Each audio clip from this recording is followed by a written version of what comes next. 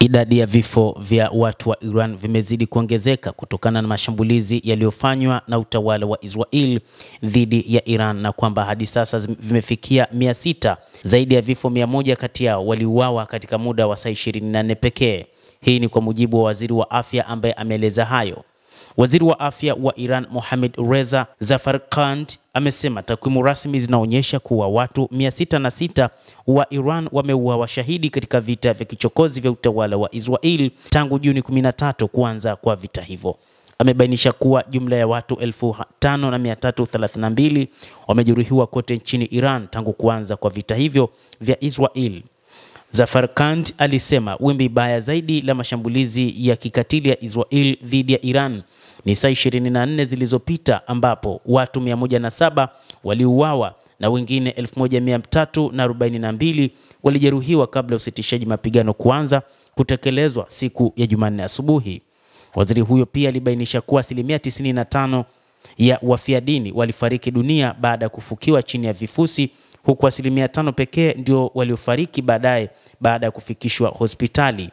Wizara ya Afya ililazimika kuhamisha hospitali 3 zilizo hatarini katika muda wa wiki 2 zilizopita ili kuokoa maisha ya wagonjwa walioongezeka.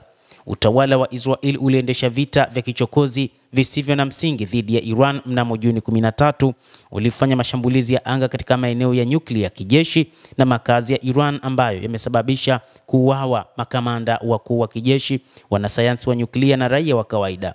Vikosi vya jeshi la Iran vilianza mashambulizi mara moja baadaye, ambapo kikosi cha wanaanga cha jeshi la walinzi wa mapinduzi ya Kiislamu ya Iran kilifanya mawimbi karibia 22 ya makombora ya kulipiza kisasi dhidi ya utawala wa Israel, ikiwa ni sehemu ya operesheni ya Ahadi ya Kweli namba 3 ambayo ilisababisha hasara kubwa miji katika ardhi zinazokaliwa kwa mabavu na maeneo mengine katika kambi pamoja na maeneo mengine ya jeshi la Israel.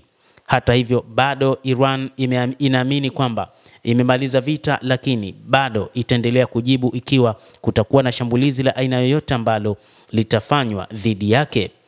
Kutokana na taarifa iliyotolewa na IRGC kwa maana ya jeshi la Iran, ni kwamba Iran itajibu wakati wowote ikiwa Israel itafanya shambulizi katika namna yoyote ile. Mtazamaji wa The World News, endelea kutufuatilia, lakini usisahau ku-like, usisahau ku-comment, kadhalika na kusubscribe channel yetu hii ili uweze kufahamu mengi ambayo yanajiri katika ulimwengu kupitia The World News. Mimi ni Adam Hussein, endelea kuwa nasi wakati wote.